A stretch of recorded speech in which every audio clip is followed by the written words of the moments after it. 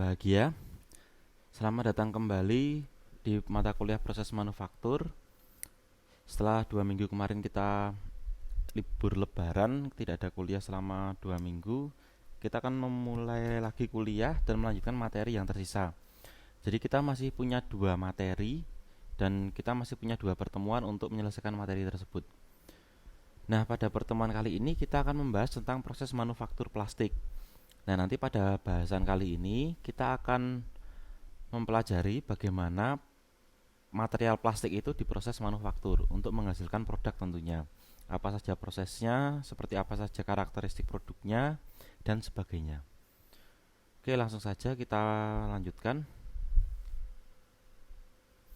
Nah, kita kembali sedikit ke material engineering atau engineering material. Di material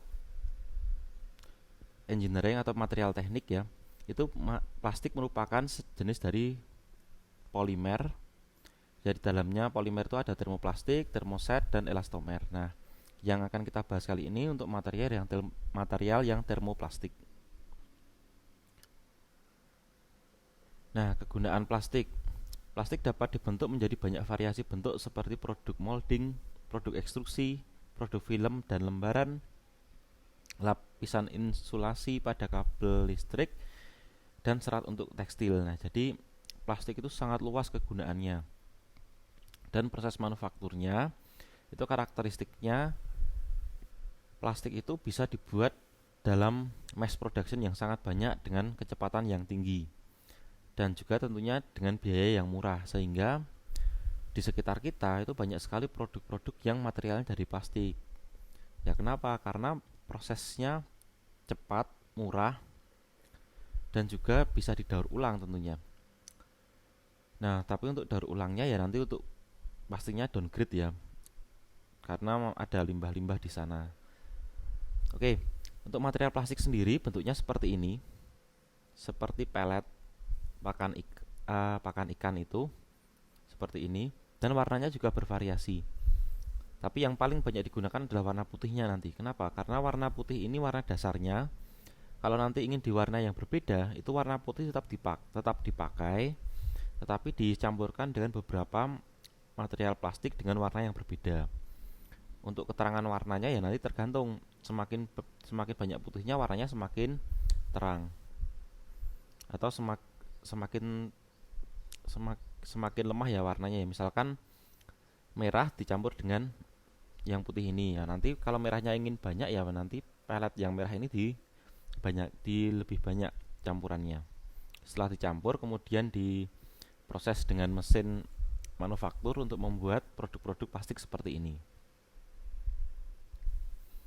Nah, untuk produk-produk seperti ini ya nanti tergantung cetakannya dan proses manufakturnya. Nanti ada karakteristik tersendirinya. Oke, kita coba lihat videonya. Ini ilustrasi awal untuk produk manufaktur plastik atau untuk proses manufakturnya.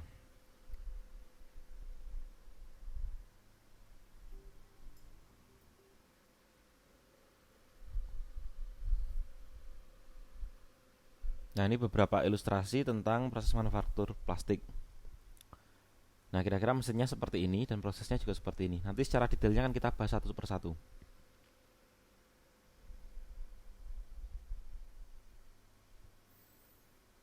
Nah, ini proses pembuatan pipa yang pendek-pendek.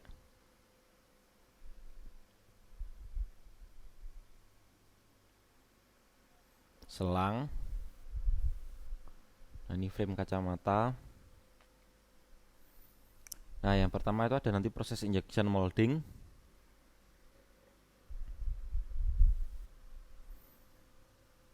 Nah, nanti cetakannya seperti ini kalau proses injection molding.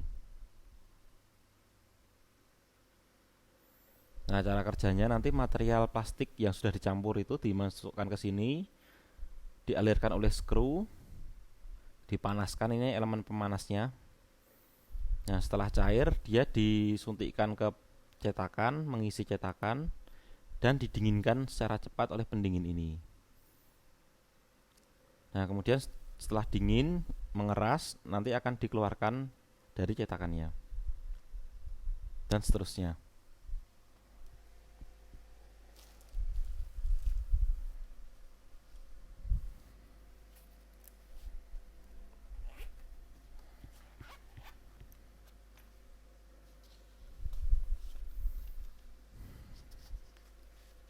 Nah, injection molding bisa juga digunakan untuk membuat selang atau pipa. Ya tentunya dengan cetakan yang berbeda.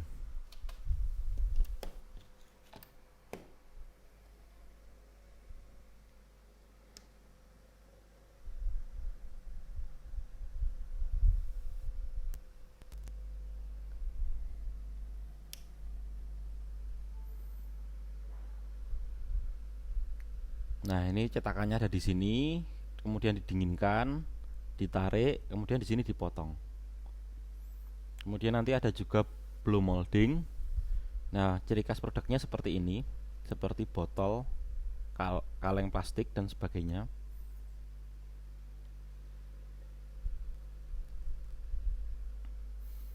Nah, kalau injection molding kalau blow molding seperti ini, dia dari plastik seperti ini, ada lubangnya, kemudian dia ditiup,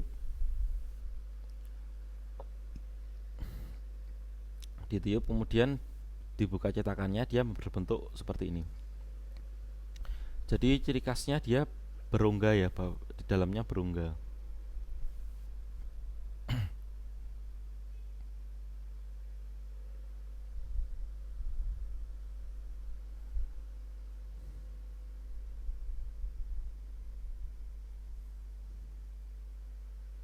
Nah, bisa juga dia menggunakan beberapa material sekaligus agar ada lapisan-lapisan tertentu. Nah, ini tergantung dari jenis botol yang dibuat nanti.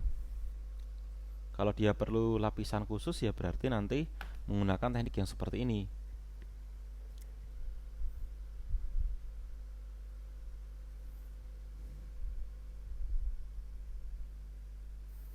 Nah, ini yang rotasi, model rotasi. Sama blow molding juga. Ya tentunya ini lebih cepat ya kalau yang rotasi, karena dia sekaligus langsung beberapa cetakan dan ditiup juga di cetakan tersebut sembari berputar.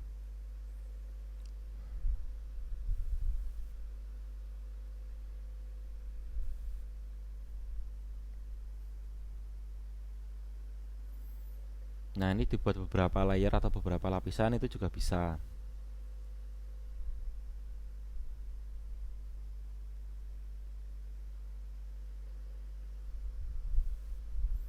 Ini ilustrasinya untuk blow molding tadi. Nah, dia akan ditiup kondisi panas dan akan memenuhi cetakan yang ada. Nah, sehingga kalau Anda itu melihat botol botol minum itu, ketika Anda membeli minuman soda atau apa di Indomaret itu pasti bagian ulirnya itu pasti jauh lebih tebal daripada bagian tubuh botolnya. Ya karena tubuh botolnya itu tadinya tebal tetapi dia ditiup sehingga akan menipis. Nah, kalau ini untuk membuat lapisan lembaran plastik tapi dengan ketebalan yang tipis sehingga nanti bisa digulung seperti ini. Oke, itu video pengantarnya dulu untuk proses manufaktur plastik. Nah, alasan mengapa menggunakan produk plastik. Nah, alasan pertama, ya yang jelas ini berarti keuntungan ya. Kenapa kok harus menggunakan produk plastik? Yang pertama itu pembentukan produk plastik itu dapat sangat bervariasi. Jadi bentuk-bentuk yang rumit, bentuk-bentuk yang susah untuk dibuat itu bisa dibuat dengan proses manufaktur plastik. Ya kenapa? Karena dia menggunakan cetakan, tidak menggunakan proses manufaktur seperti proses bubut, proses milling dan sebagainya. Kemudian plastik dapat dibentuk dengan proses molding atau cetak sehingga tidak memerlukan proses pembentukan bentuk dengan proses permesinan ya, karena dia menggunakan cetakan berarti tidak memerlukan proses pemesinan seperti dengan bubut ataupun dengan milling. Kemudian walaupun pemanasan biasanya diperlukan untuk membentuk plastik, namun proses pemanasan pada plastik membutuhkan lebih sedikit energi daripada logam karena suhu pemrosesan jauh lebih rendah. Ya, kita tahu sendiri ya, kalau kita melelehkan plastik itu suhunya jauh lebih rendah daripada untuk melelehkan logam. Ya, sehingga panas yang diperlukan atau energi yang diperlukan itu jauh lebih sedikit, sehingga biaya produksinya pun akan lebih hemat daripada proses pembentukan logam. Dengan sama-sama prosesnya dengan cetakan ya, sama-sama dicairkan, masukkan ke cetakan. Nah, itu dengan untuk membentuk material plastik itu energinya atau panasnya lebih rendah. Kemudian karena suhu pemrosesan plastik lebih rendah, penanganan produk plastik lebih sederhana selama produksi. Ya, jadi misalkan untuk alat pengamannya, misalkan untuk wear packnya, sarung tangan dan sebagainya, untuk pelindung keselamatan lah. Untuk pelindung keselamatan operator itu terlalu tidak terlalu kompleks, tidak terlalu rumit daripada untuk produksi yang materialnya dari logam. Ya, karena suhunya lebih rendah sehingga relatif lebih aman. Kemudian mayoritas produk plastik tidak memerlukan proses finishing seperti pengecatan atau pelapisan. Jadi langsung menjadi produk jadi setelah dicetak. Nah, ini mayoritas ya. Jadi kalau Anda lihat misalkan laci, toples, kemudian botol, itu dia tidak perlu proses finishing seperti pengecatan atau pelapisan sebelum produk tersebut digunakan atau dipasarkan. Nah, tetapi ada juga yang tetap memerlukan proses finishing, itu seperti bodi-bodi motor, kemudian bodi-bodi produk yang memerlukan warna yang lebih menarik misalkan, atau fungsi yang lebih spesifik karena dia akan bersentuhan dengan zat tertentu atau apa, itu memerlukan proses finishing. Tetapi mayoritas seperti kursi plastik, rak plastik dan sebagainya, atau produk-produk rumah tangga lah, itu mayoritas tidak memerlukan proses finishing sehingga proses produksinya pun lebih murah dan lebih cepat. Oke, itu beberapa alasan kenapa menggunakan produk plastik. Nah, sekarang kita masuk ke prosesnya. Pertama, kita akan membahas tentang proses ekstruksi. Nah, proses ekstruksi ini ciri khasnya itu produknya itu berbentuk tertentu tetapi modelnya panjang-panjang. Jadi seperti pipa, kemudian seperti profil-profil untuk membentuk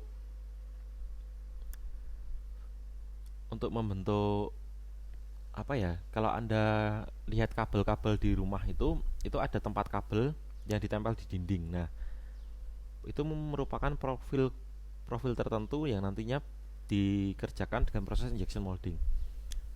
Kalau ini ada pipa persegi juga, pipa dengan kontur tertentu dan sebagainya. Pokoknya yang panjang-panjang.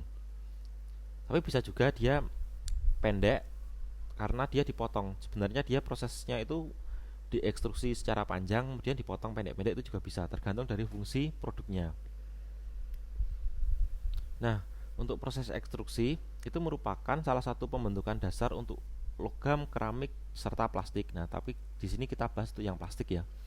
Ekstruksi adalah proses kompresi, jadi bertekanan karena ada kompresi, di mana material dipaksa mengalir melalui lubang cetakan atau die untuk membentuk produk memanjang secara kontinu dengan bentuk sesuai dengan lubang cetakan. Jadi yang menentukan bentuk-bentuknya nanti seperti apa ya, nanti yang menentukan adalah lubang cetakan yang ada di sini.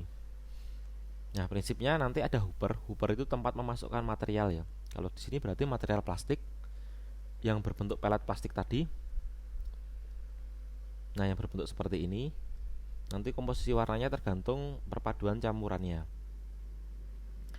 Kemudian nanti di sini akan ada motor ya. Ini untuk memutar skrunya. Nah, ini skru conveyor. Nanti material plastik akan jatuh ke sini, mengisi bagian skru ini.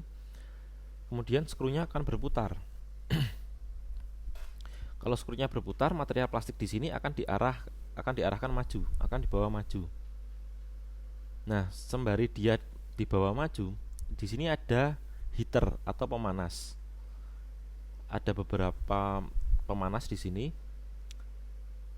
Kemudian nanti setelah dipanaskan, sembari dia berjalan maju, pelet plastik atau biji plastik ini akan mencair. Nah, ini tadi masih bentuk padat, kemudian dia mulai mencair, kemudian di sini cairannya lebih encer.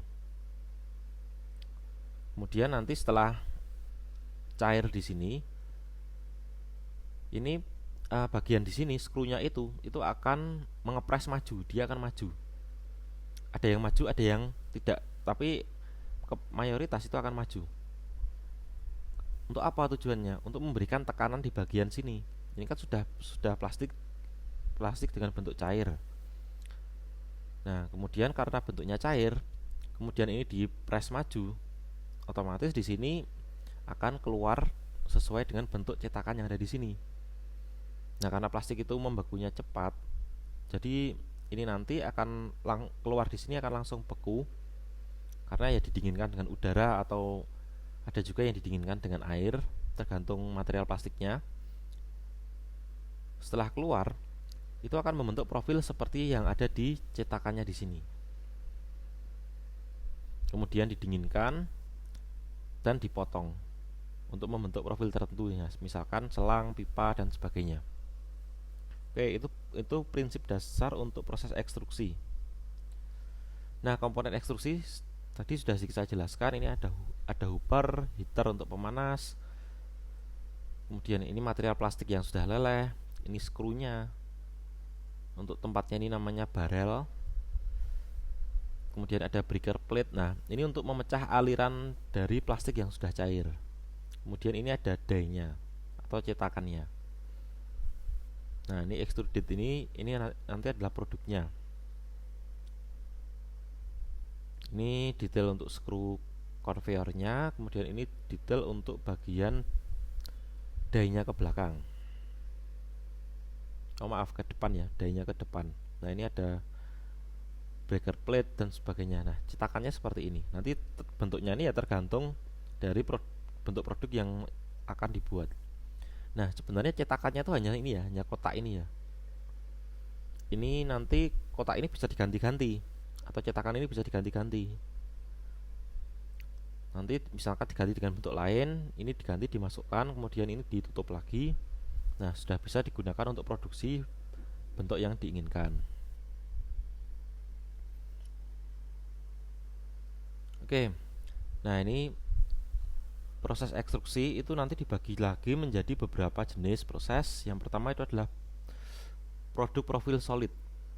Nah, produk profil solid dapat berupa pipa bulat pejal. Ya, sebenarnya bukan pipa ya, tapi silinder seperti ini karena dia pejal. Kan solid ya, solid berarti dia pejal. Bisa bulat, bisa persegi atau bentuk lainnya dengan panjang tertentu, dan bentuk profil akan sesuai dengan bentuk cetakan yang dipergunakan. Nah, karena plastik itu nanti ada yang namanya penyusutan ya, penyusutan. Jadi setelah dingin itu menyusut, atau nanti karena ini tekanannya tinggi, dia bentuknya bisa berbeda dengan produknya. Sehingga nanti misalkan produk kotak seperti ini ya, nanti cetakannya bentuknya seperti ini. Tapi kalau produknya itu silinder seperti ini ya, cetakannya bulat saja seperti ini. Nah, ini contoh produknya. Ini solid ya. Jadi dia tidak hulu, tidak berlubang. Nah, kemudian ada juga produk hulu. Kalau produk hulu itu ciri khasnya dia berlubang. Nah, contohnya seperti pipa seperti ini. Ini produk hulu. Bisa juga pipa bulat, pipa kotak dan sebagainya. Nah, yang membedakan apa? Yang membedakan ini nanti di cetakannya itu ada air canalnya atau tempat menembakkan udara. Nah, cetakannya pun berbeda. Cetakannya pun kalau dilihat dari samping seperti ini, kalau dilihat dari depan seperti ini. Nanti ini plastik akan dicairkan. Setelah mencair akan diberikan tekanan. Setelah diberikan tekanan, nanti akan dipres sehingga melewati lubang cetakan ini, dan di tengah lubang cetakan tersebut itu nanti ada lubang untuk menembakkan udara untuk menjaga bentuk plastik agar nanti dia ketika dingin itu dia bentuknya ada lubang di dalamnya. Nah, ini nanti walaupun ini terputus seperti ini, tapi nanti ketika jadi dia akan menyambung, karena ketika masih panas ya dia akan bisa menyambung seperti itu. Sebenarnya lubang di sini ini ada di dalam sini, jadi kondisi dia melewati lubang yang seperti ini itu ada di dalam sini, sehingga nanti kalau yang di sini ini sudah bentuknya ya bulat seperti ini. Jadi walaupun dia nanti terpisah di sini, nanti dia akan keluar dengan kondisi yang menyambung seperti ini, karena lubang di sini ini tidak terpisah seperti ini. Jadi ini kalau dilihat dari gambar tekniknya ini section A ya. Nah, section A itu di sini. Yang section B yang di sini ini bulat utuh seperti ini, atau tergantung dari cetakannya. Oke, kita lihat videonya, ilustrasinya yang untuk proses ekstruksi.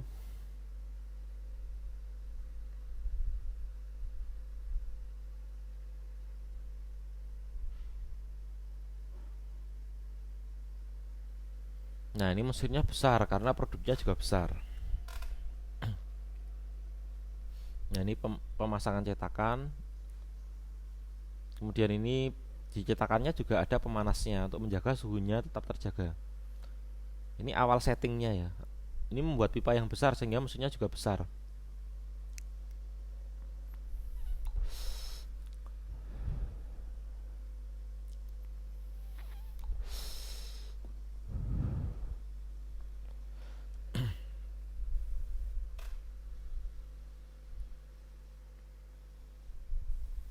Nah, ini pertama dia ditarik dulu secara manual.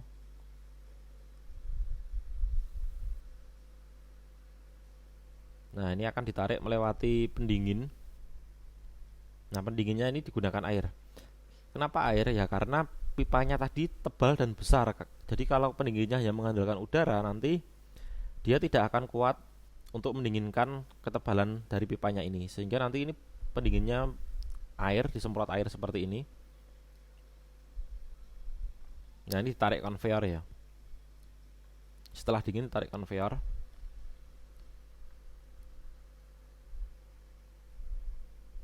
Nah, kemudian dipotong.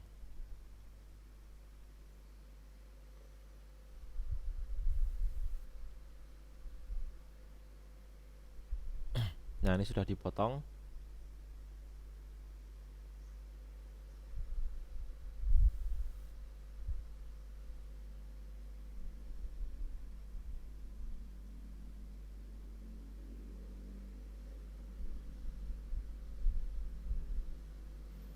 Nah, setelah dipotong dia di bagian ujungnya dia dibentuk seperti ini.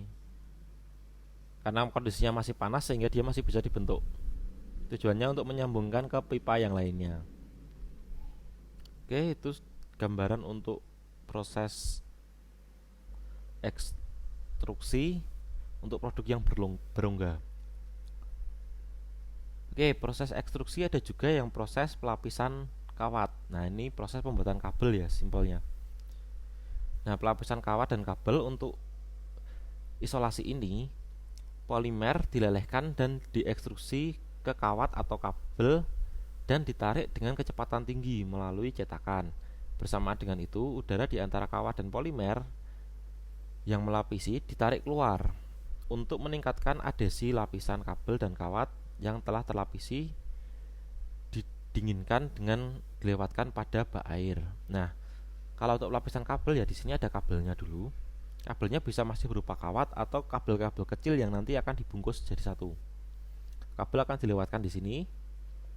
Ini ada rongga ya. Kemudian udara di sini, di dalam sini itu akan divakum atau disedot. Sehingga di sini nanti antara kabel dengan lapisan plastiknya itu bisa langsung lengket ke sini. Jadi mengisi semua bagian sesuai kontur kabelnya yang di dalam tentunya. Nah, biar nanti hasilnya bisa rapat, dan ini akan ditarik keluar, akan ditarik dan didinginkan dengan dimasukkan ke dalam bak air. Oke, agar lebih mudah pemahamannya kita lihat videonya saja.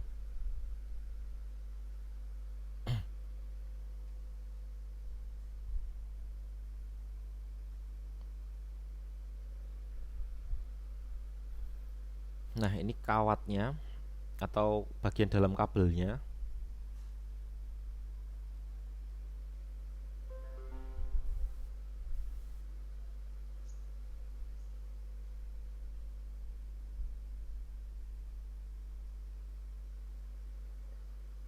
Nah, nanti bisa dirajut dulu atau tidak perlu dirajut juga bisa. Nah, ini material untuk kulit kabelnya. Dia dimasukkan ke hooper seperti ini.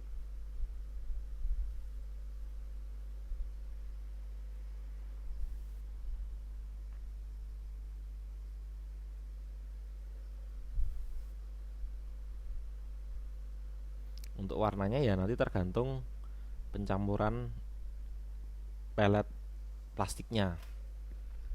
Biasanya kalau kabel itu dilapisi, di lapisannya nanti dicampur dengan sedikit karet ya, biar nanti dia lebih fleksibel.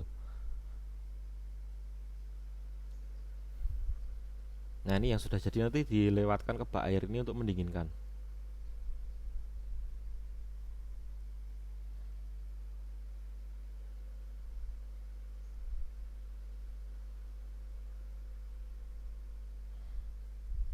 Nah, nanti yang sudah jadi digulung seperti ini.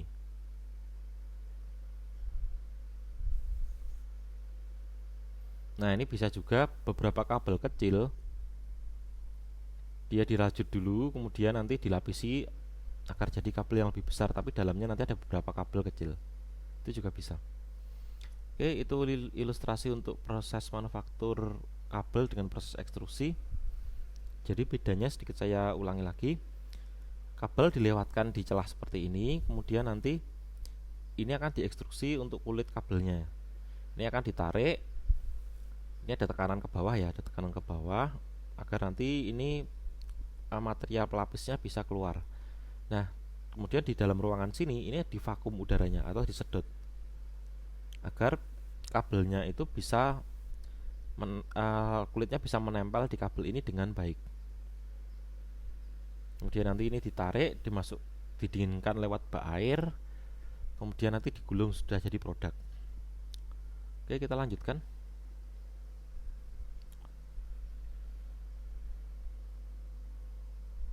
Nah, sekarang produk lembaran atau film.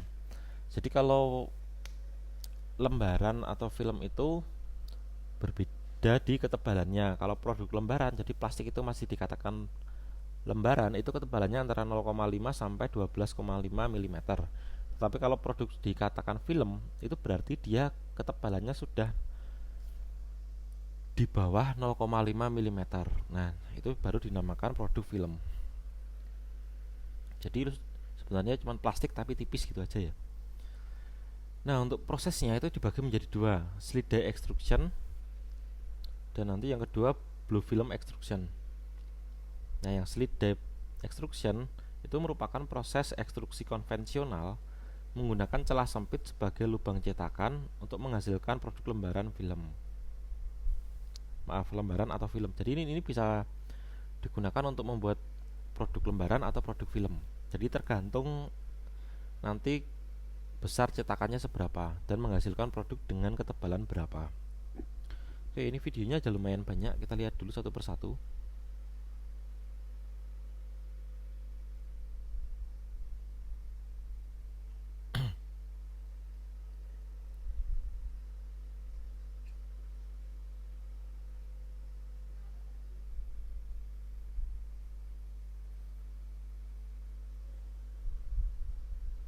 Nah, ini plastik yang sudah leleh diekstruksi, kemudian dimasukkan ke cetakan. Nah, cetakannya bentuknya seperti ini.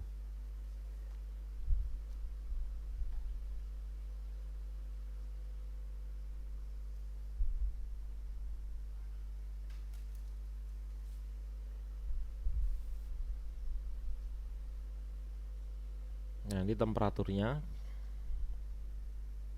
Kemudian ini tekanannya sampai 345 bar.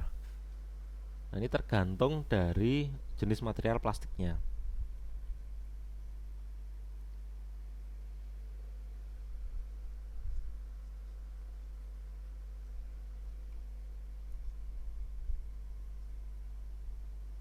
Nah, ini ilustrasinya.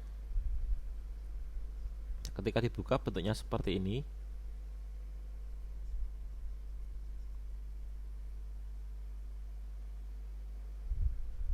Dia nanti semakin kesini semakin tipis ya.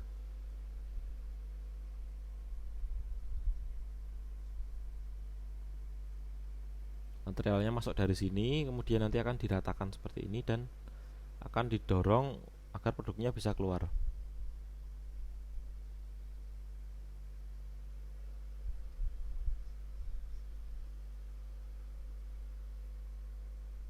Oke, kita lihat video selanjutnya dulu.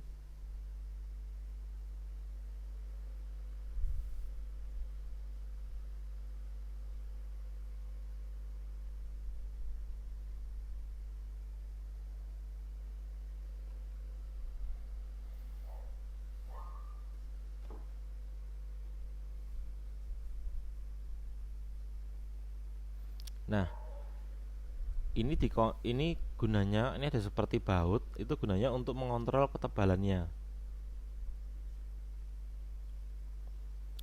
Karena semakin nanti ditekan itu tekanannya akan, tempatnya akan semakin menyempit, kemudian ketebalannya pun akan berbeda. Nah, ini tujuannya tadi seperti ini. Ini untuk menekan di sini. Jadi untuk mengatur flow-nya atau laju alirannya.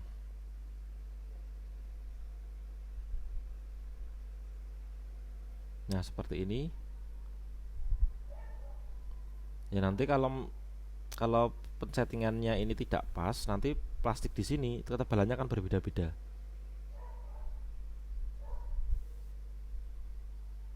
Sehingga nanti yang mana yang lebih tebal nanti dia akan ditekan lagi agar nanti produknya lebih tipis. Yang terlalu tipis dia akan dikendorkan agar nanti produknya lebih tebal di bagian yang lurus dengan skrupnya ini.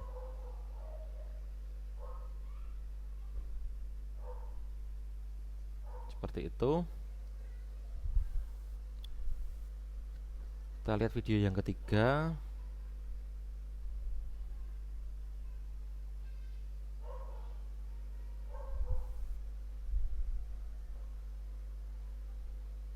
Nah, ini mesin realnya ya.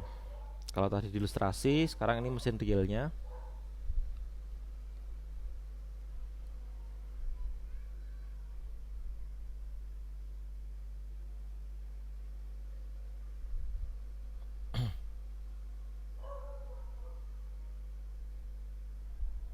Nah, ini hasil produknya.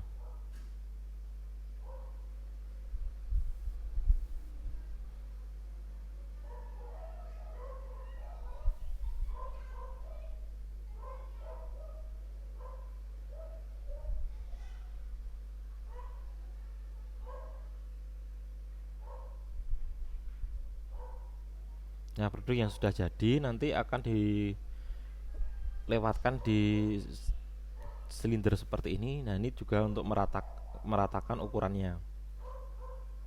Dan juga untuk menarik produknya biar nanti bisa misalkan pinggir-pinggirnya itu nanti bisa dipotong agar nanti lebarnya lebih seragam.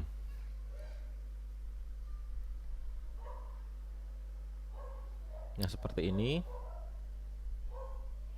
Nah, nanti dipotong di sini sesuai dengan lebar yang diinginkan. Nah, ini sebenarnya hanya cutter biasa ya, hanya cutter biasa.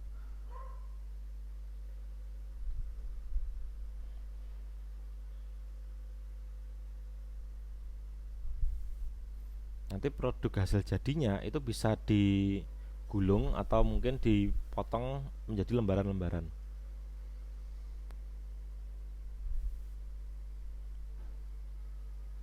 Oke, itu ilustrasinya untuk proses yang slit die extrusion. Sekarang kita lanjut ke proses selanjutnya yang blow film extrusion. Nah, kalau blow film extrusion ya namanya juga blow ya, berarti ditiup.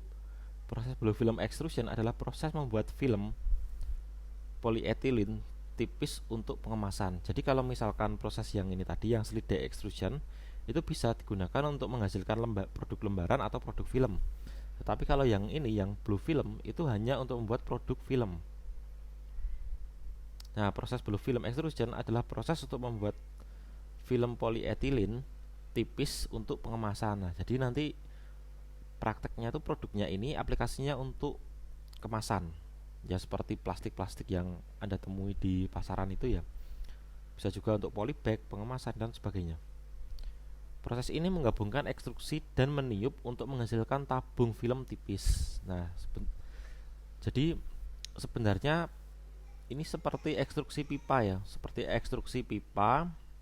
Kemudian nanti ekstruksi pipa itu ketebalannya nanti sangat tipis. Jadi tebal cetakannya itu nanti keluar tipis, kemudian akan ditiup, di bagian tengahnya akan ditiup oleh angin. Nah, sehingga dia akan mengembang seperti ini. Kemudian nanti setelah mengembang dan dingin, dia akan disatukan lagi di sini menjadi lembaran film dengan ketebalan tertentu. Oke, kita langsung lihat saja videonya agar lebih jelas.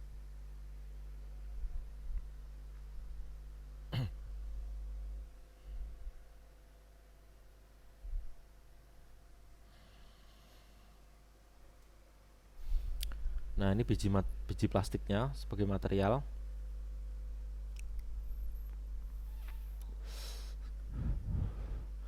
Ini melalui konveyor seperti proses ekstrusi biasa.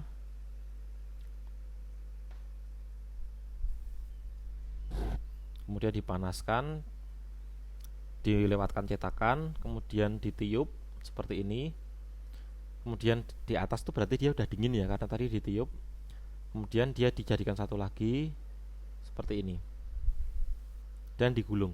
Jadi nanti ciri khas produknya ini dia ada 2 layer ya. Ini double, ada 2 layer. Nah, nanti bisa digulung jadi satu. Kalau inginnya satu layar ya nanti digulung jadi 2 seperti ini. Nah, fungsinya bisa untuk pengemasan botol atau pengemasan produk-produk lainnya.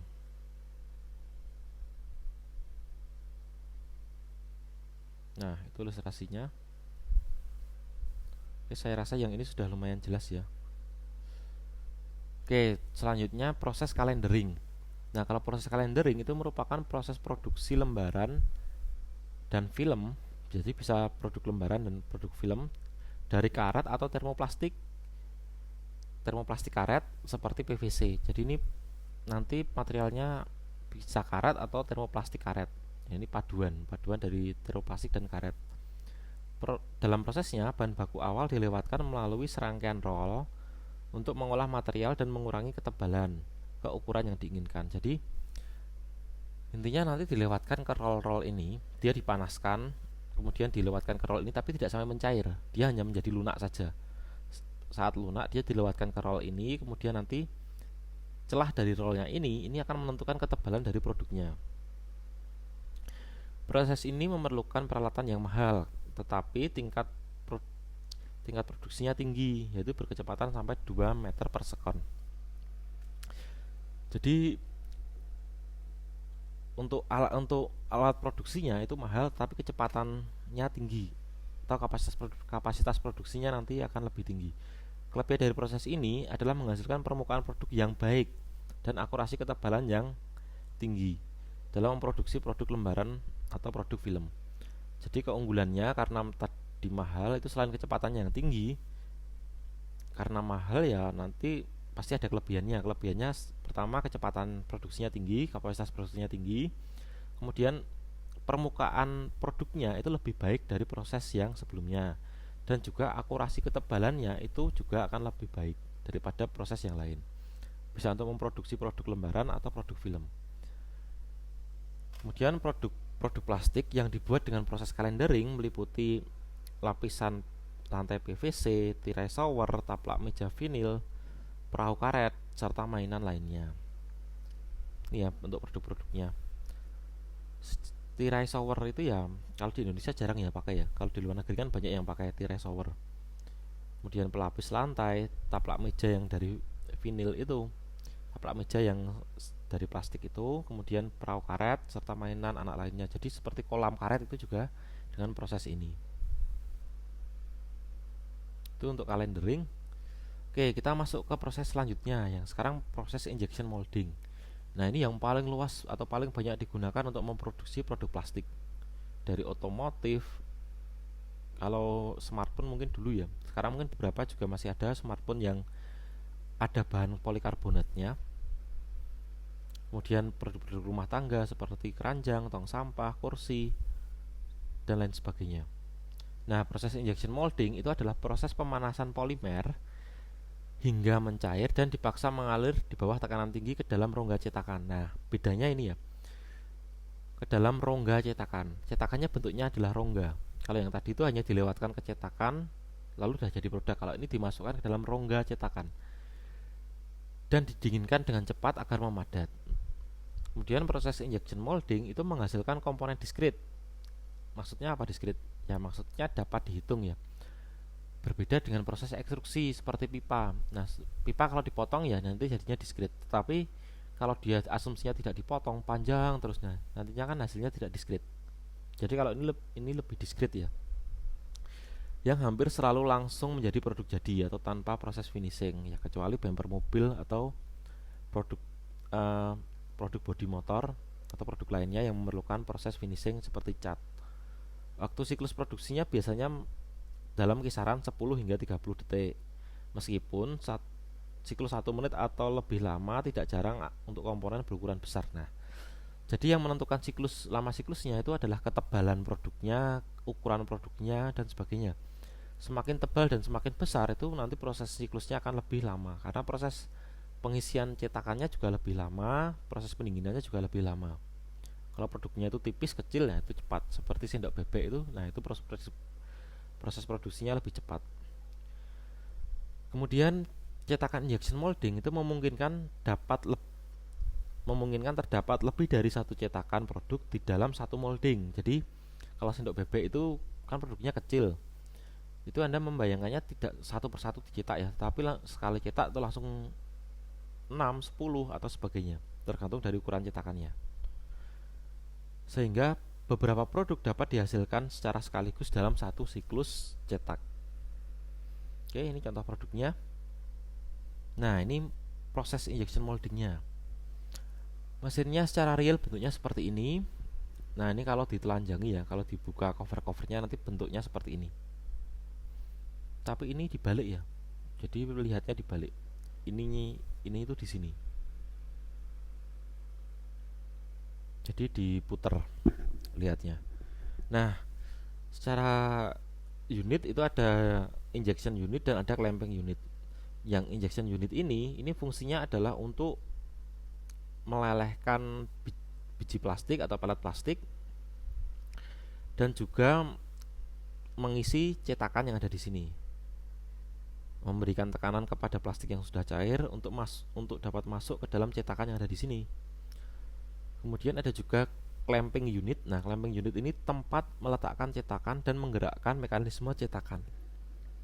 Jadi nanti cetakannya itu namanya mold. Nah, moldnya itu nanti atau cetakannya diletakkan di sini, kemudian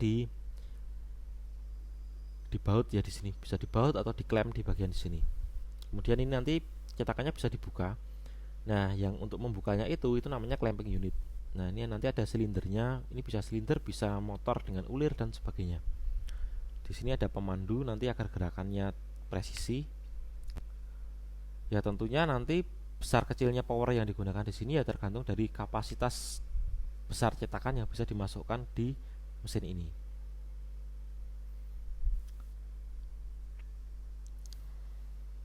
Nah, ini proses injectionnya.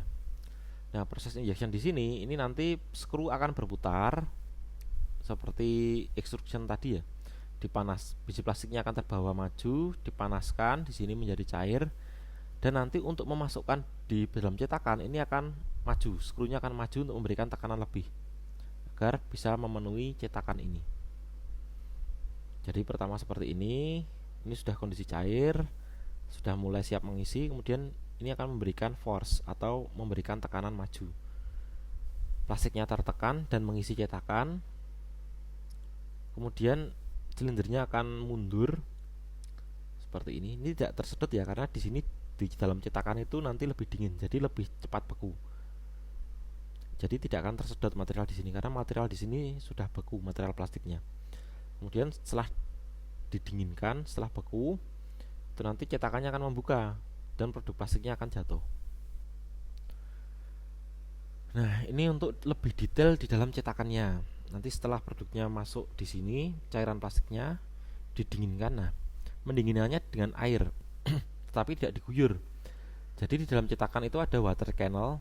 Jadi ada kanal-kanal air seperti ini. Ini nanti airnya akan muter di water canal ini untuk mendinginkan cetakannya.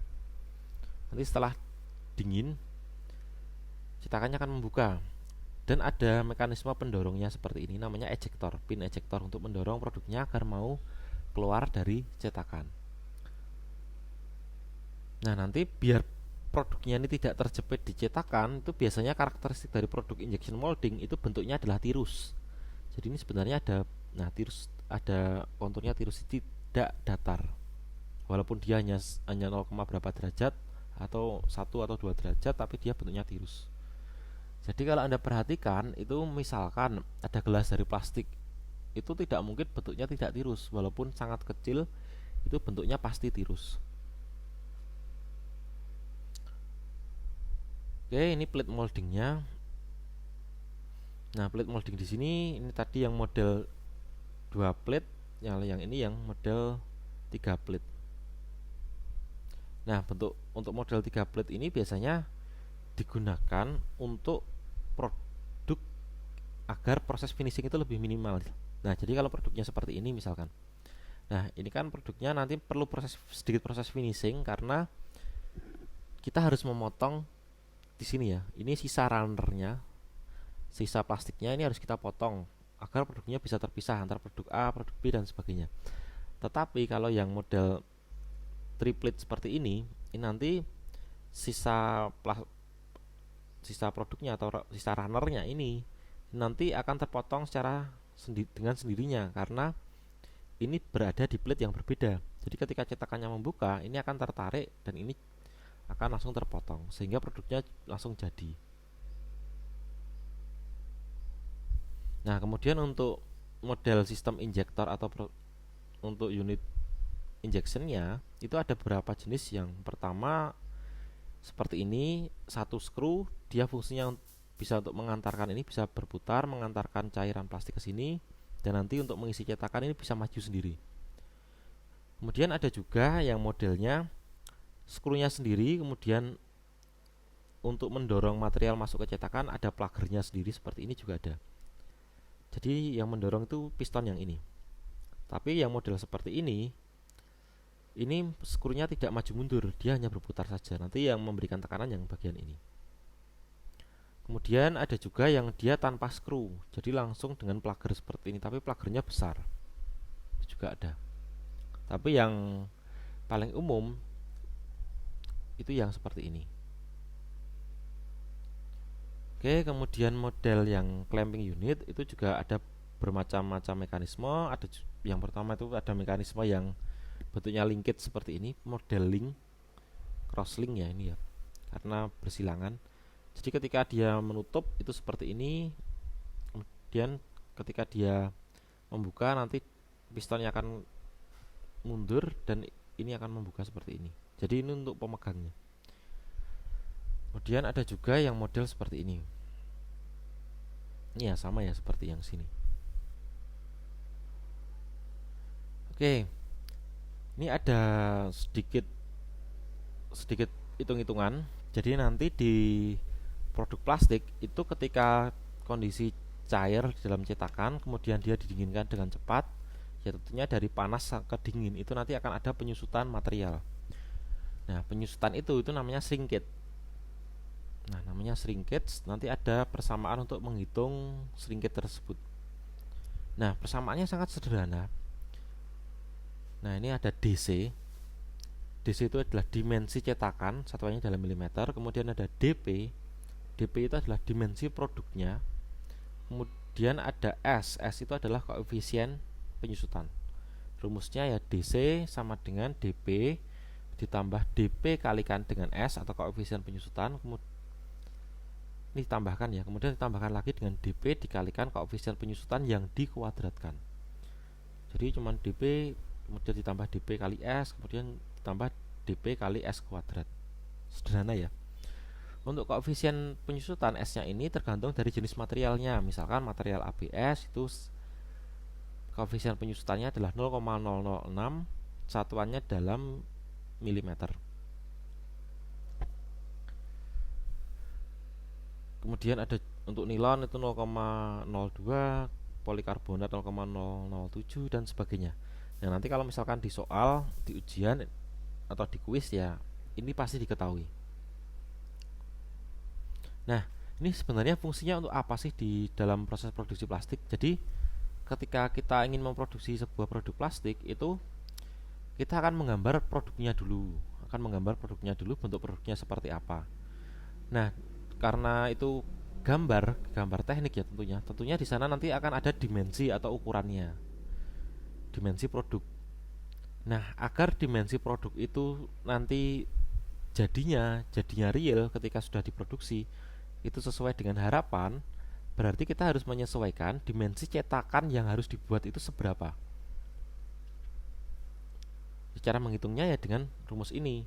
Jadi DC itu adalah yang dicari, karena yang dicari itu adalah dimensi dari cetakannya. Dengan input atau dengan input informasi untuk menghitungnya itu adalah dimensi produknya yang dirancang dan koefisien penyusutannya dengan rumus ini. Sederhana ya. Jadi nanti dimensi cetakan itu dihitung dengan dimensi produknya ditambah dengan dimensi produk dikalikan koefisien penyusutan, kemudian ditambah lagi dengan dimensi produk dikalikan koefisien penyusutan yang dikuadratkan. Nah, ini contoh. The nominal length of a part made of polyethylene is to be 80 mm. Determine the corresponding dimension to the mold cavity. Jadi Anda diminta mencari dimensi dari cetakannya. That will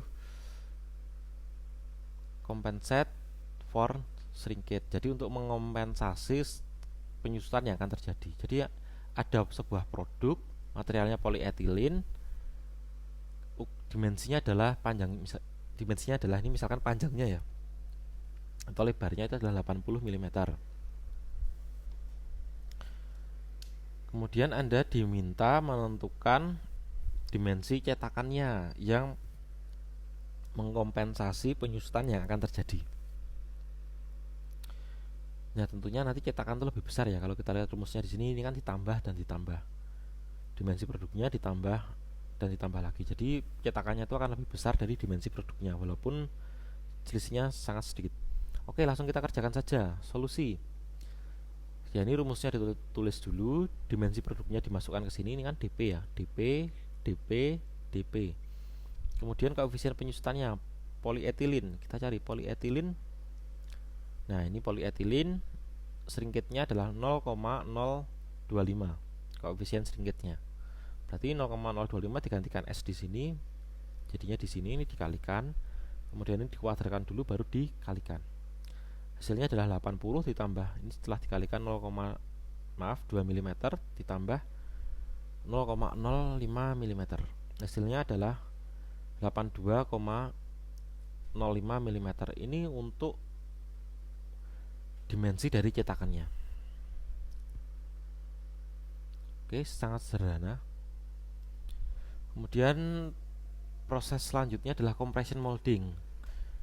Nah, ini proses baru lagi.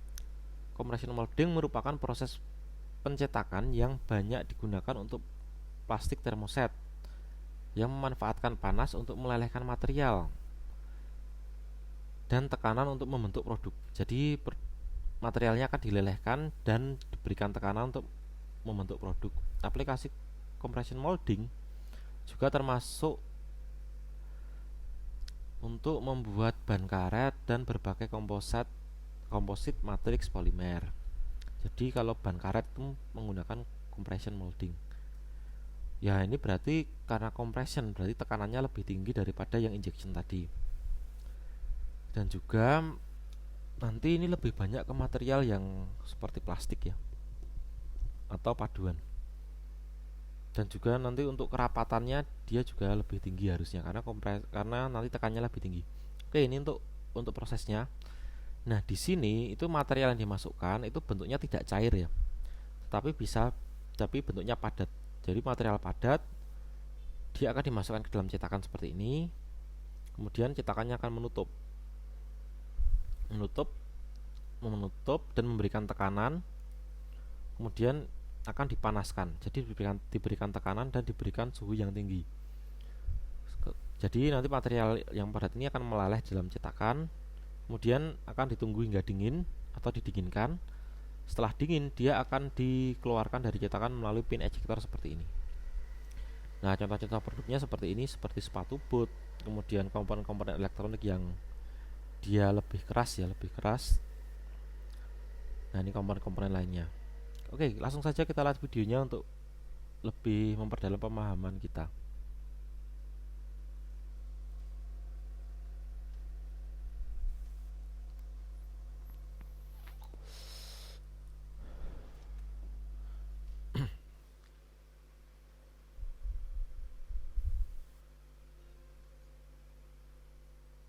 Sebentar, videonya bukan yang ini.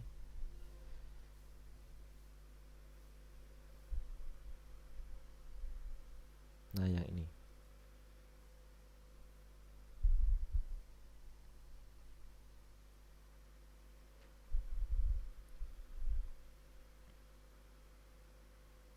Ini video jadul ya.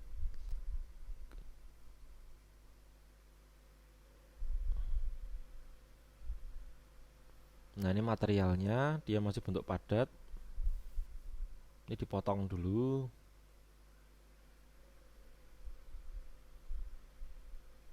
Kemudian ditimbang, nanti biar volumenya sama. Dimasukkan ke cetakan, mesinnya menutup. Nah, ini ilustrasi di dalamnya. Material yang padat itu akan diberikan tekanan dan dipanaskan sampai memenuhi cetakan. Kemudian cetakannya akan membuka.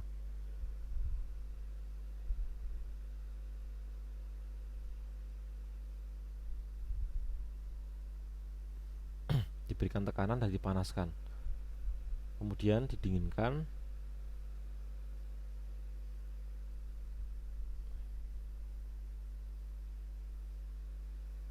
Nah, lalu materialnya sudah jadi seperti ini. Dibersihkan dan diulangi lagi prosesnya.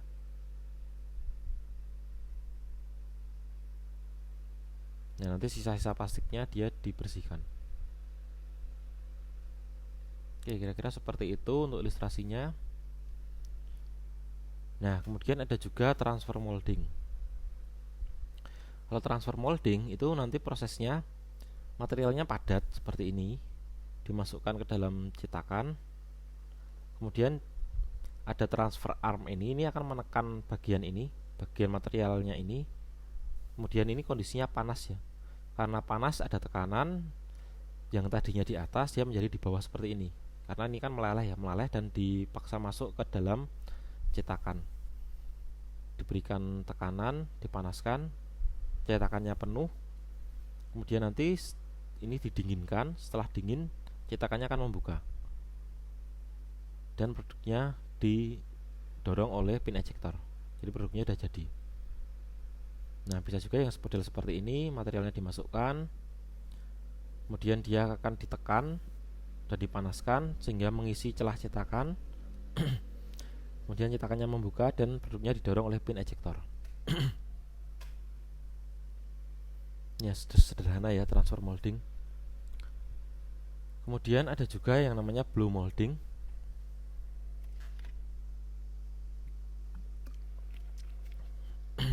Untuk blow molding ini adalah proses pencetakan di mana tekanan udara digunakan untuk mengembangkan plastik di dalam rongga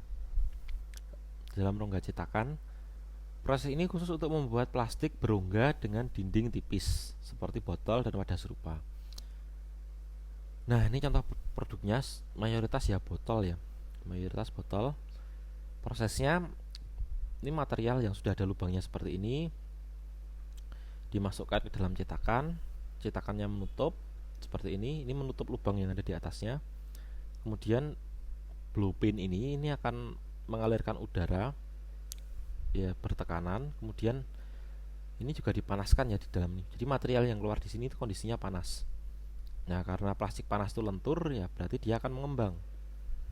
Kemudian didinginkan dan cetakannya akan membuka jadi menjadi sebuah botol. Ya tentunya bagian yang di sini itu nanti akan lebih tipis daripada yang di sini. Kemudian ada juga yang model seperti ini. Ini cetakannya, kemudian materialnya diinjeksikan seperti ini memenuhi cetakan yang di sini. Kemudian dia cetakannya membuka, dipindah ke cetakan yang lebih besar, kemudian ditiup.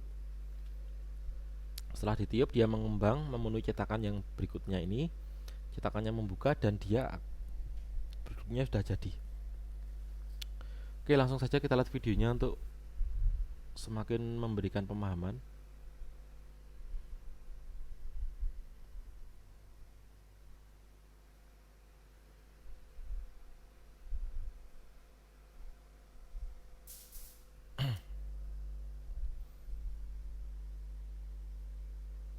Nah, ini ilustrasinya material plastik. Ini mesin injektor dialirkan, dipanaskan hingga cair, kemudian dia dimasukkan ke dalam celah cetakan. Nah, celah cetakan ini cetakan awalnya. Bentuknya pertamanya masih seperti ini, kemudian dia berpindah ke cetakan berikutnya. Di cetakan berikutnya ini dipanaskan lagi atau kondisinya masih panas, kemudian dia ditiup sehingga mengisi bagian dari cetakannya ini. Kemudian cetakannya membuka dan produknya dijatuhkan di sini. Ini udah produk jadi. Dan seterusnya.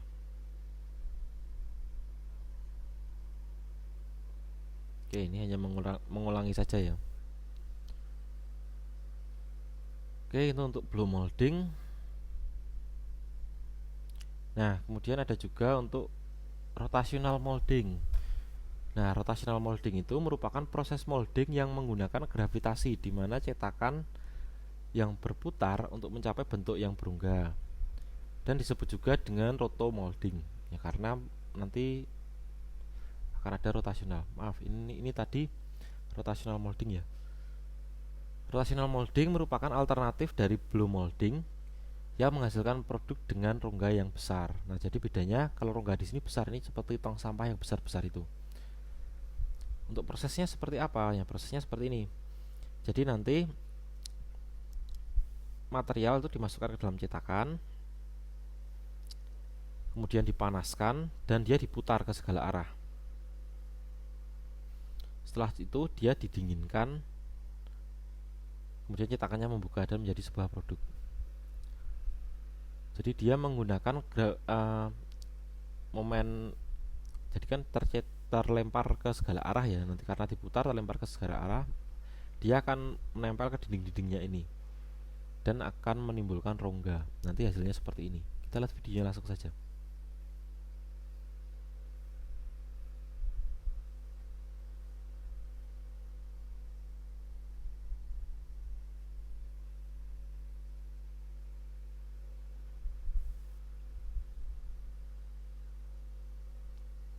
Sebentar, videonya saya carikan dulu.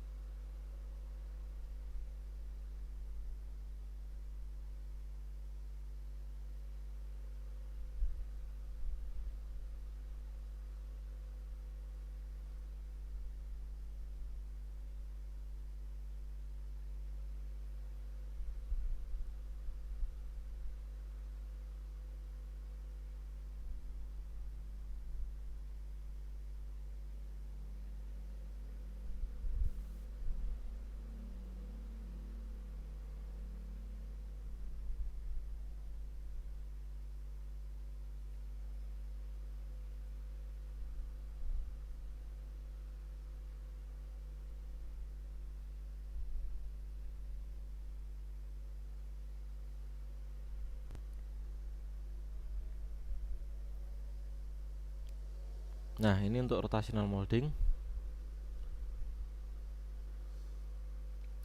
Ini cetakannya. Nanti material akan diletakkan di sini di dalam cetakannya. Kemudian ini masih dalam kondisi panas ya materialnya ya. Atau cetakannya juga dalam kondisi panas. Dia akan diputar seperti ini ke beberapa aksis.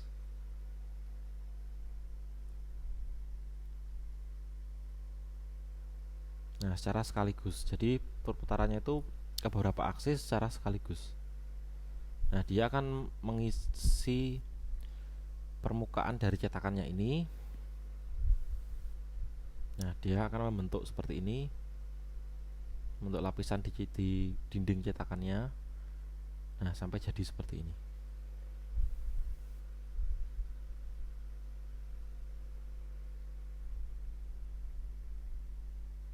Nah, nanti sembari didinginkan, kemudian cetakannya dibuka, dan produknya sudah jadi seperti ini. Ya, dalamnya berongga. Oke, kira-kira seperti itu. Itu untuk rotational molding. Kemudian ada lagi yang thermoforming. Nah, ini proses yang terakhir. Untuk proses thermoforming itu merupakan proses di mana lembaran termoplastik datar dipanaskan sehingga berubah bentuk menjadi bentuk lain yang diinginkan. Proses ini banyak digunakan dalam pengemasan produk konsumen dan fabrikasi barang-barang besar seperti bak mandi, atap, kaca berkontur, dan pintu di dalam lemari es. Jadi untuk plastik-plastik yang bentuknya lembaran, terutama yang besar ya, tapi yang kecil juga banyak. Nah, ini contoh-contohnya seperti gelas yang seperti ini juga bisa dibuat dengan gelas aqua itu ya, aqua gelas itu nanti dengan thermoforming ini. Bisa juga tempat makanan yang dari plastik tipis itu, tataan dari yang kalau Anda makan nasi dus itu ya, ya itu tempat yang untuk mempartisi nasi, lauk dan sebagainya itu dibuat dengan proses ini. Prosesnya di sini ada lembaran termoplastik, dia dipanaskan oleh heater ini. Setelah panas, dia diletakkan di atas cetakan seperti ini. Kemudian dia akan ditekan. Nah, ini akan divakum. Ini kan tadi menutupi cetakan, dia akan divakum udara yang ada di dalam sini, sehingga nanti membentuk, karena ini panas masih lentur, bisa membentuk kontur seperti cetakannya. Kalau sudah, dia diangkat dan klepnya dilepas. Kita lihat videonya. Semoga ini ada videonya.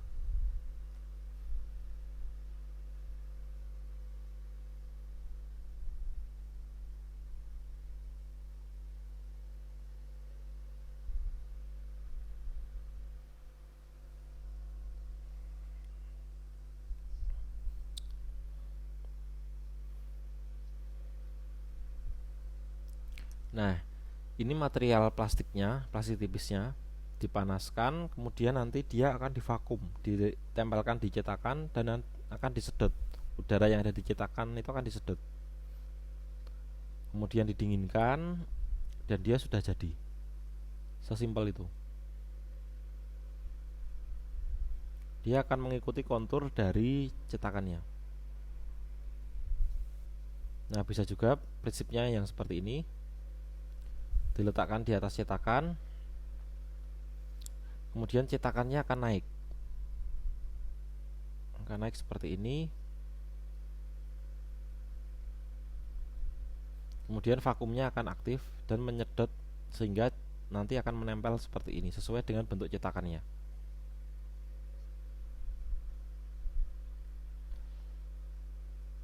Nah, ini perbedaan dari jenis cetakannya. Video kedua.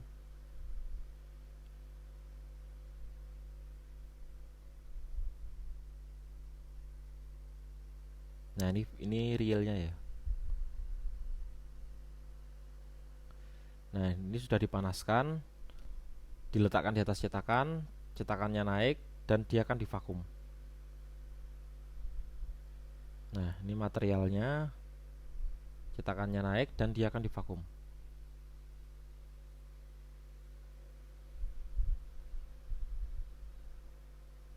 Ini materialnya,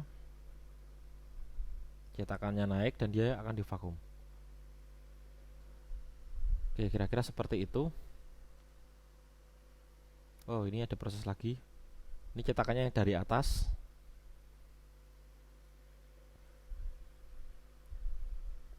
Nah, sebenarnya sama saja ya. Oke, kira-kira seperti itu.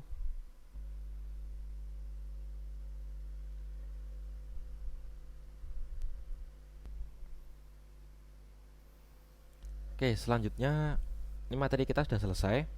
Selanjutnya tugas di pertemuan ini itu Anda diminta nanti memilih 4 produk manufaktur plastik nyata. Jadi bukan dari internet, tapi produk di sekitar Anda. Nanti ya Anda cari produk di sekitar Anda, 4 produk dengan material dari plastik. Kemudian nanti setiap produk tersebut silakan Anda foto. Kemudian Anda jelaskan dengan ilustrasi gambar. Nanti ini bisa digambar tangan ya, bisa digambar tangan dan dideskripsikan terkait nama, jenis dan proses manufakturnya dengan sangat jelas. Jadi nanti ada produk plastik di sekitar Anda, jangan ambil dari internet, tapi silahkan Anda foto produk di sekitar Anda.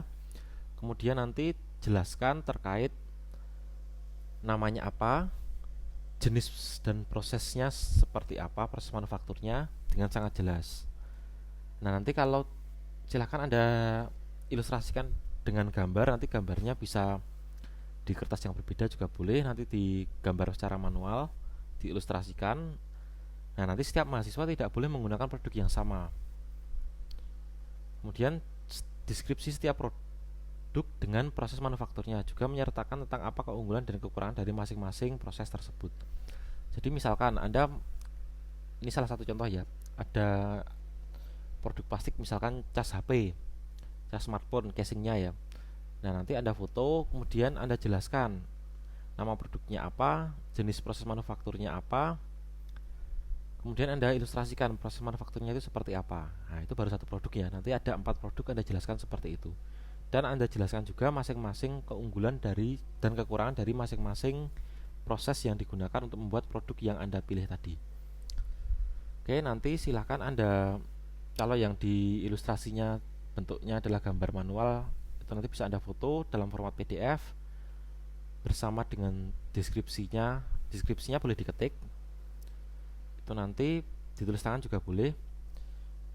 Itu nanti silahkan Anda semuanya dalam bentuk PDF, kemudian Anda upload di Classroom seperti biasa ya. Nanti perhatikan tenggat waktunya. Oke, itu tugasnya, materinya sudah selesai. Nanti silahkan kalau ada yang ditanyakan bisa di kolom komentar atau melalui ketua kelas bisa langsung WA saya. Silahkan perhatikan tenggatnya, jangan lupa mengumpulkan dan jangan terlambat untuk tugasnya. Karena perkuliahan kesempatan kali ini sudah cukup, perkuliahan ini saya tutup. Salam.